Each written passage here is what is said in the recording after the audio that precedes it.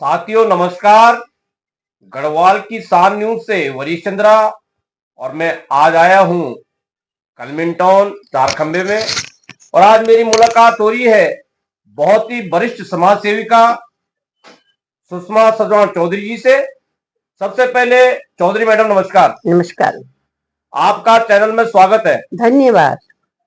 Madam, जैसे कि यहाँ पे कई बेसहारे लोग रहते हैं जो खुले आसमान के नीचे सोते भी हैं, खाते भी हैं, बैठते उठते भी हैं। आखिर सरकार या नगर निगम उनके लिए जिस तरह से व्यवस्था करती रहती थी, लेकिन अभी तक कोई उनके लिए अलाव नहीं जल रहे हैं। क्या कहेंगे आप? देखिए, सबसे पहले तो मैं आपका धन्यवाद करती हूँ कि आप यहाँ पर इस बात को उठाने के लिए कि भाई ये होना चाहिए, आप आए हैं और हम ये बोलेंगे, इससे सबको सबके पास बात पहुंचेगी। सबसे पहले तो हम माननीय मुख्यमंत्री जी को इस चीज के लिए कहेंगे कि वो इस हर काम करवा रहे हैं उत्तराखंड में। तो चाहिए कि गरीबों के लिए भी कंबल, स्वेटर और भी जिस तरह के उनके साधन हैं जिनसे उनकी रक्षा हो सके, तो वो होना चाहिए और शीघ्र होना चाहिए। ठंड तो बहुत बढ़ रही है और अति ठंड हो रही है। इसी तरह जो नगर निगम है, वहां से भी मेयर की भी जिम्मेदारी बनती है कि हर समय पहले भी मेयर कराते रहे इस तरह के कार्यक्रम।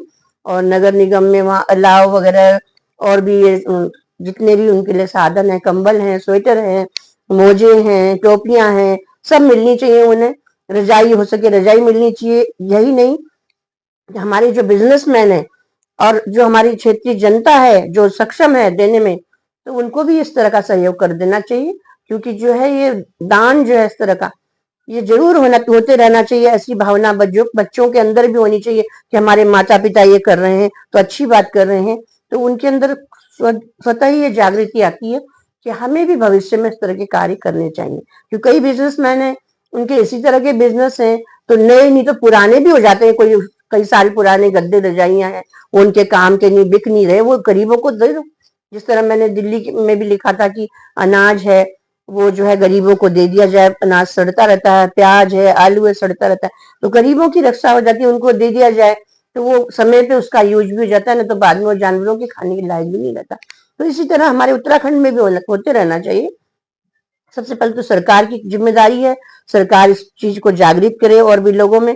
और जो नगर निगम है या हमारे और भी जो जैसे जितने भी विभाग हैं जो इस तरह के कार्य कर सकते हैं, तो वो सहयोग करें किसी तरह के भी। और बिजनेसमैनों से ये है कि उनकी भी अपनी कमेटी, एक मंडली होती है, अपना जो है उनका होता है कि भाई हमारा एक ग्रुप है, तो वो भी इस तरह के दान कर सकते हैं। कोई संस्थाएं वो भी दे सकती हैं कि गरीबों को देना तो बहुत ही अच्छा है। वो तो सीधे हम भगवान की सेवा कर रहे हैं, क्योंकि वो बेचारे इतने परेशान है। अगर हम उनसे काम कराते हैं कोई, तो हम उनको थोड़ा ज्यादा पैसा दे दें तो वो कोई परेशानी नहीं है, क्योंकि उनके पास जाएगा, सही व्यक्ति के पास जाता है तो सीधे भगवान को ही होता है कि सीधे भगवान की नजर उन लोगों पे होती है कि उन्होंने ये अच्छा काम किया है, तो उनका भी और अच्छा होना चाहिए। तो मैं तो यही प्रार्थना करती हूँ, यही कि उनके लिए अधिक से अधिक कार्य, ईश्वर की भी कृपा रहे और सरकार भी हमारा इस तरह के कार्य करती रहे। जो सर्दी है, कोई गरीब परेशान ना रहे, उनके लिए पूरी सामग्री जुटाई जाए, खाने पीने से लेके ओढ़ने पहनने सब तरह का। मैडम, जैसे कि ये रेंज ऑफिस से लेके और चंद्रबनी चौक तक लगातार आए दिन एक्सीडेंट केस देखने को बहुत मिल रहे हैं। बिल्कुल। सरकार भी इस ओर ध्यान नहीं दे रही है। कई बार कई संगठन, कई संस्थाएं, कई समितियां इस बात को उठा चुकी है। इसमें क्या कहना है आपका? इसमें मैं तो ये कहूंगी, देखो हम समाज सेवा कर रहे इतने वर्षों से, 40 वर्ष से ऊपर हो गए समाज सेवा करते हुए, तो मैं तो ये कहूंगी सबसे पहले तो सरकार को जागृत इस चीज में होना पड़ेगा कि सब जगह कैमरे लगवाए। कोई कठिन नहीं है, और फालतू खर्चे छोड़ करके कैमरे लगवा दे अगर सरकार, तो अपने आप पकड़े जाएंगे जो जानबूझ के टक्कर लगा रहे हैं, जो लापरवाही से गाड़ी चला रहे हैं। गाड़ी चलाना ये नहीं है कि किसी को भी दबाते हुए चलते रहो, ये है कि भाई अपना तुम गाड़ी चला रहे हो, जरूरी काम में जा रहे हो और फालतू ना घूमे। तो इस तरह से जो कैमरे लगे होंगे तो पकड़े जाएंगे, पुलिस भी तुरंत पकड़ेगी, गाड़ी का नंबर आ गया कि, और चलाने वाले को भी ये होगा कि ढंग से चलाना, तो पकड़ के गाड़ी सीज होगी, उसके बाद चालान कटेंगे, पैसा देना पड़ेगा। तो इस तरह के जो होता है, ये जानबूझ के भी लोग टक्कर मार रहे हैं, मैंने भी देखा है अपने उसमें, जानबूझ के भी टक्कर मारी जा रही है। तो अराजक तत्व भी पकड़े जाएंगे, कौन कर रहा है इस तरह के काम, बिना नंबरों की गाड़ी है, नंबर वाली है, कौन यहाँ प्रदेश में इस तरह की हिम्मत कर रहा है, देश में इस तरह की हिम्मत कर रहा है, तो कैमरे हर जगह होने बहुत जरूरी हो गए। जी मैडम, जैसे कि एक मोगो वाला चौक है और एक चंद्रबनी चौक है, क्योंकि यहाँ पे जो स्कूली बच्चे हैं दिन में यातायात जो है व्यवस्था चरमरा जाती है। मैं तो ये चाहता हूँ कि यहाँ पे ट्रैफिक पुलिस होनी बहुत जरूरी है, क्योंकि और एक रेड लाइट होनी बहुत जरूरी है। बिल्कुल, ट्रैफिक पुलिस तो हर चौराहे पे होनी चाहिए। क्यों? रोजगार भी मिलेगा, नए बच्चों को रोजगार भी मिलेगा। जितने बढ़ेंगे, जरूरत है कम है लोग तो और बढ़ाइए, और ट्रैफिक पुलिस होगी तो जो है वहां देखभाल करेगी। ये मैंने भी देखा है, कहीं ट्रैफिक पुलिस नहीं, कहीं जेब्रा क्रॉसिंग नहीं बनाते, ऐसी चीजों से जो उसका रंग ही उतर जा रहा है। ऐसा क्यों हो रहा है?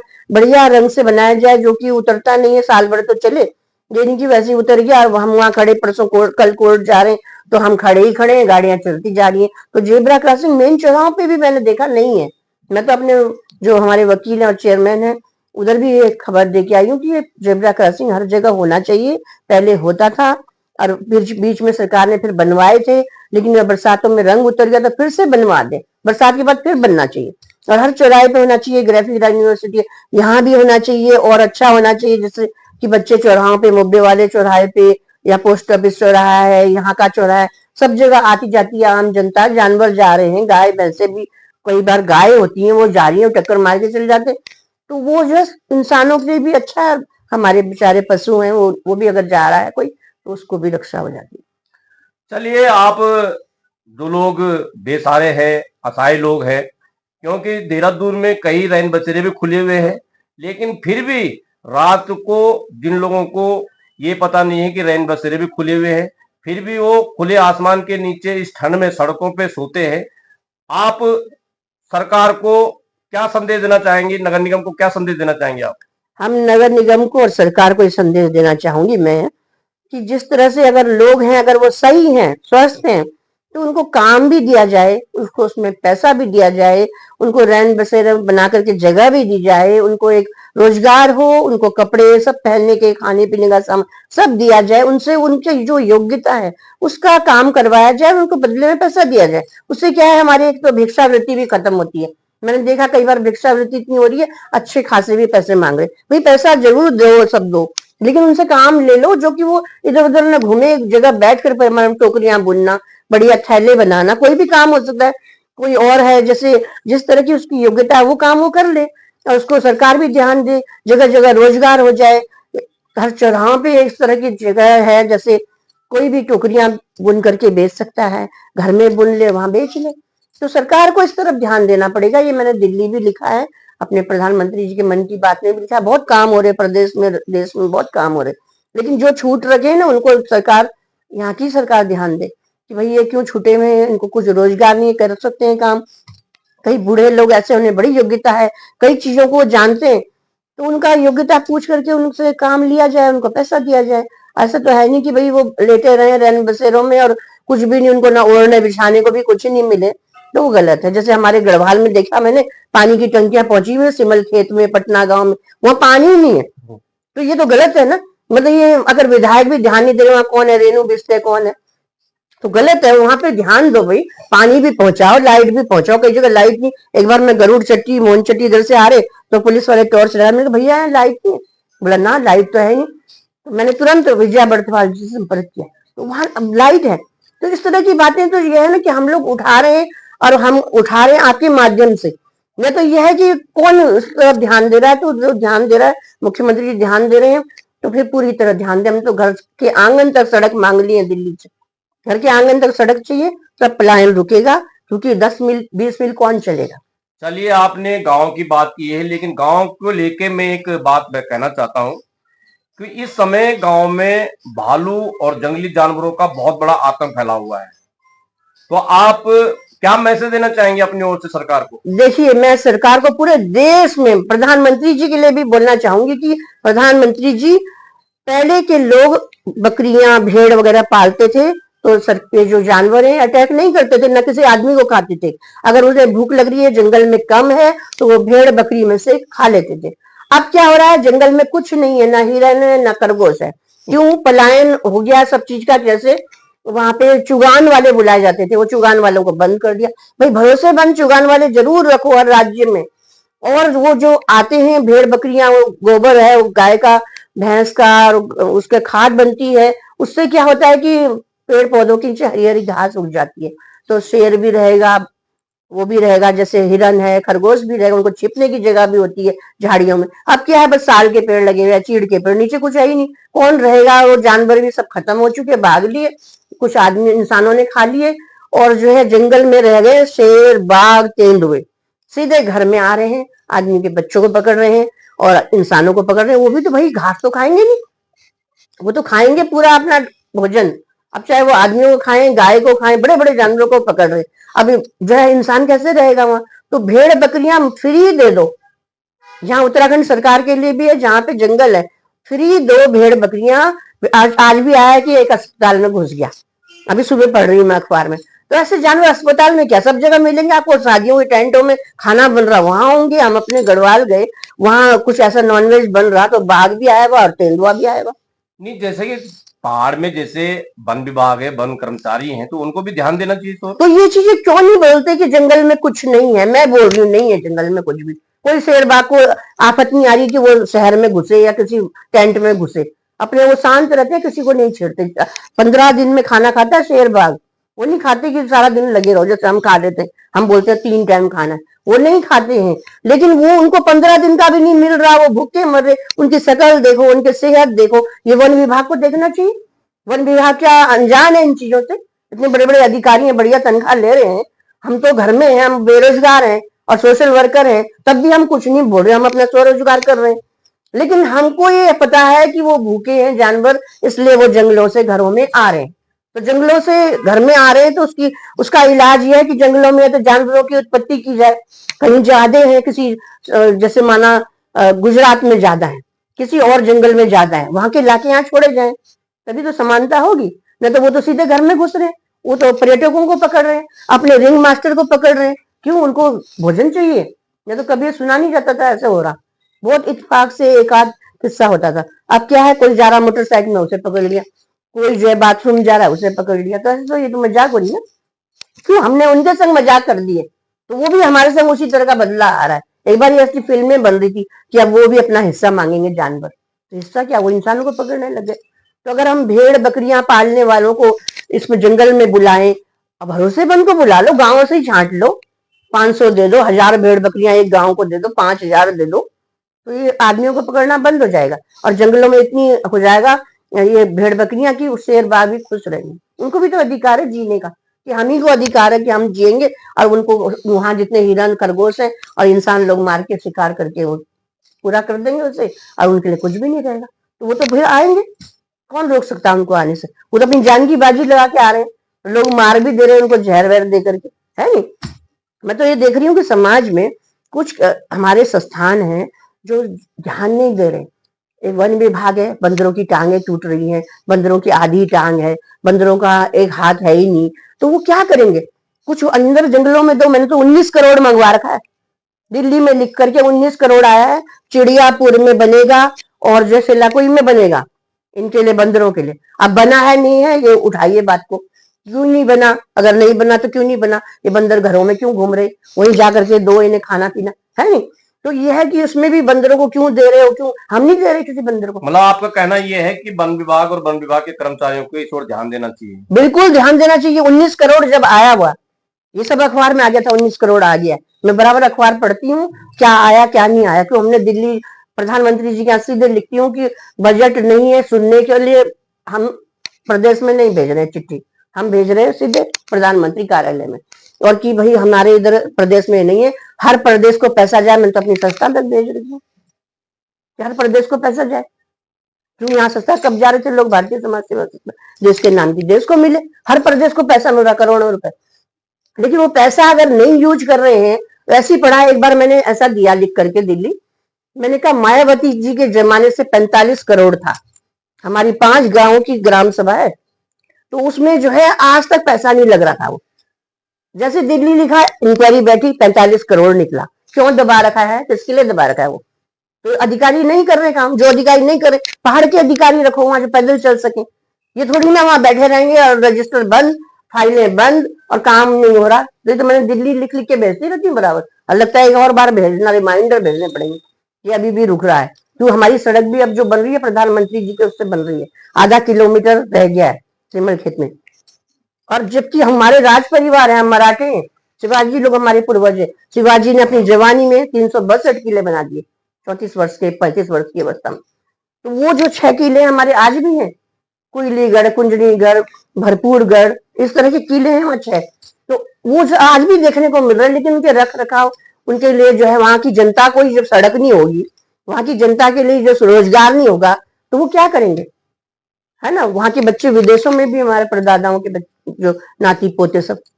परसों भी आ रही थी एक लड़की, बोला मैंने कहा वहां की बेटी हो बहू? बोला जी हमको कोयलीगढ़ कुंजनीगढ़ वहां की मैं बेटी हूँ। तो मैंने कहा आप तो हमारे घर के हो, हमारा भी उधर ही है। चलिए, जानकारी देने के लिए। और एक और मैं उठाऊंगी बात को, जैसे संस्थान है, कल मैं डीएम कार्यालय भी गई थी, तो डीएम महोदय का भी 2 घंटे, ऐसा पहले में लिखा था मैंने कि 2 घंटे आम जनता के लिए जरूर दीजिए, कि डीएम महोदय को इतना बिजी ना कीजिए कि भाई वो सरकार के ही पास सुबह से बैठे रहे, कि काम में बिजी कर रखा है। तो उनको 2 घंटे तो सुबह के समय अपने कार्यालय में दे दे, बाद में बुला लेते हैं, है ना। ये मैंने पहले भी लिख के दिया था, क्योंकि आम जनता, कल मैंने देखे इतने बुजुर्ग लोग बैठे हुए वेटिंग रूम में, मुझे भी अफसोस हुआ। मैंने कहा ये तो मैंने एक बार लिख दिया था कि भाई सुबह के समय तो 2 घंटे वहां बैठ जाए, तो कौन कितने दूर से आया, कितने दिन से रुका हुआ है, उसको नहीं मिल पा रहे। तो मैं तो अपना लेटर दे आई कि मेरा जल संस्थान से बिल बार बार भेजा जा रहा। जब 2017 में हमने पानी लगाया था, ये पड़ोस में इनके मामा थे, उन्होंने पानी, मामा मामी ने कटवा दिया था हमारा पानी, जो था समरसीबल लगाया इन्होंने ही था। अब वो यहाँ से बेच के चले गए। समरसीबल का पानी हमारा कटा, तो हमारा पानी पीने को भी नहीं रहा। तो तुरंत मैंने त्रिवेंद्र सिंह रावत जी को लिखा, मैंने एक पत्र, वहां से 3 दिन में हमारा पानी लगाने के लिए लेटर आ गया। 3 दिन में पानी लग गया। पुनीत कुमार ने लगाया, उसका पिताजी वहीं काम करता था। पुनीत कुमार का पिताजी जब वहां काम करता था, चाहे वो कनेक्शन जोड़ता था, तो पुनीत को वहां नौकरी मिलनी चाहिए। अब वहां बैठा तो है कुर्सी मेज लेके, कह रहे हमारा काम ही नहीं करता। जेई महोदय से मैंने बात कर दी थी उस समय कि मैं 500 रुपए और भेज रही हूँ फिर से, और ये हमारा कनेक्शन जो है बंद कर दिया जाए। वो आज तक बंद नहीं हो रहा। जेई तो समझ रहे हैं इस बात को, पुनीत भी समझ रहा है, लेकिन नए लोग कैसे समझेंगे? वो सोचते झूठ बोल रहे, न जाने कौन उकसाया जा रहा। हमारे वोट कट गया, वोटर लिस्ट से नाम साफ कर रखा दोनों का, चौधरी का भी मेरा भी। हम वोट देने गए नहीं है। क्यों? ये झूठे झूठे जो बनाते हैं ना, और इस तरह के लोग जो है बाहर के भी घुसे में कुछ अंदर, जो इस तरह के काम कर रहे हैं। तो मैंने वो लेटर बना के, फिर जब 3 बार मैं उसको रिसीव करा के लाई हूँ, फिर बिल आता रहता है, तो मैंने फिर डीएम के यहाँ भी दिया। वो मुझे कह रहे थे डीएम क्या जाएगा, मैंने कहा जाएगा तो मेरा रोज का मैं खुद ही चली जाऊंगी। कल मैं वहां गई हुई थी कोर्ट में, उसके बाद मैंने वो कागज वहां दे दिया और उसका रिसीव भी लेके आ गई। मैंने कहा ये देखिए, ये हमारा कुछ है ही नहीं। हमने जिस समय 2019 में अपना पानी समरसीबल लगा लिया, 17 में लिया था, पानी नहीं आया। रोहेला जी थे उस समय पहले 17 में, उन्होंने कहा मैडम पानी नहीं आएगा, रोना नहीं। मैंने कहा सर पीने को भी नहीं है, तो बोला हाँ तब लगवा लो। अब वो थोड़ा ही पानी आता था, 2 बाल्टी आ गई, किसी दिन आए ना। तो इस तरह के पानी का हमने करना, किसी दिन रात को दे दे सारा पानी, दिन में 1 बूंद ना आए, मतलब उल्टी बुद्धि किसी की चल रही थी। अब जो है वो आया जा रहा बिल। जब मैंने वो लास्ट बिल भी भर दिया, कैश में लेते थे, बिल नहीं देते थे। मैं कहा हमारा बिल क्यों नहीं देते? तो वो कुछ ऐसा चक्कर चल रहा था इस मकान में मेरा नाम ना आ जाए, मतलब राजनीति कुछ घरेलू चल रही थी। फिर उसके बाद जो है, अब हर तरह के लोग हैं समाज में। फिर जो है उसके बाद क्या हुआ कि फिर बिल, जब हमने वो पानी बंद कर दिया, पैसा अपना भर दिया, तो कनेक्शन बंद करना किसका काम है? हाँ, विभाग का। 500 रुपए की रसीद देना उनका, उन्होंने हमें दी नहीं। और फिर 2020 में जो कोरोना था ना, इतना बड़ा बिल बना के फिर दे दिया। मैं बीमार पड़ी हुई, मेरे पे वो कामत रहती थी, वो डीएम कार्यालय में लेटर देखिए, आज मेरे पे लेटर पड़ा हुआ है, मैं दिखा सकती हूँ। ये झूठ बोलने की हमारी आदत नहीं है।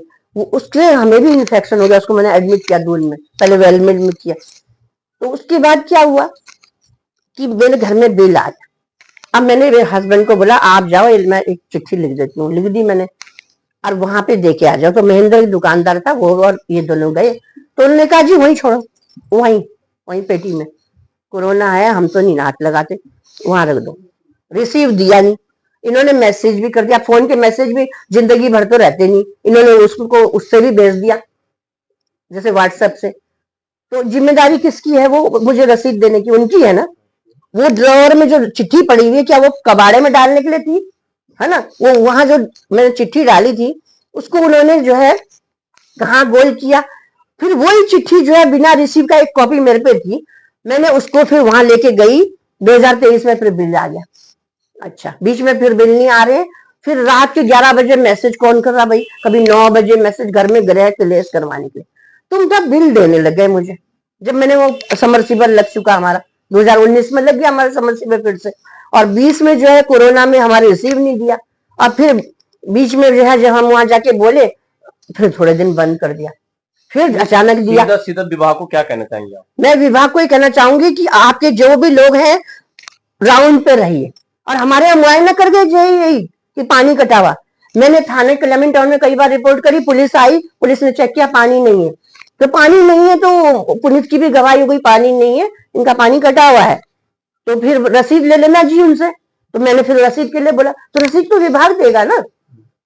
अच्छा, फिर क्या है, बीच में 2-3 साल पहले वो पाइपलाइन जो हमने लगाई थी 6,500 की, वो पाइपलाइन भी उखाड़ के ले जा रहे जब सड़क बन रही। तो सब चीज तुम ले गए, एक वो कटा हुआ निशान पानी का यूं अंदर रखा हुआ है कि हमने कहा कभी जुड़ाने की जरूरत पड़ जाए, कल हम मकान बेचे, दूसरा बंदा पानी जुड़ाए, तो वो पाइपलाइन भी क्यों ले गए तो निकाल के, है ना, जब वो तो हमने लगा रखी है। अब वो सड़क बना रहे हैं तो वो किनारे से थी उखाड़ दी। यहाँ जो है बोले नहीं पानी, मैंने कहा समरसीबल अंदर देखो ना चला के। पुलिस इंक्वायरी कर गई, अधिकारी इंक्वायरी कर गए, पुलिस तो यहाँ आता ही रहता है, कई बार वो हमारे पुराना पिताजी लोगों का जानते हैं, उसका दादा परदादा। तो वो जो है इस तरह की बातों को मुद्दा बना करके झूठे झूठे बिल, है ना, पहले बिल नहीं भेजे, पहले से बिल क्यों नहीं दिया, बल्कि उस कोटी में बिल दे जाते थे चौहान चा, हमें नहीं देते थे।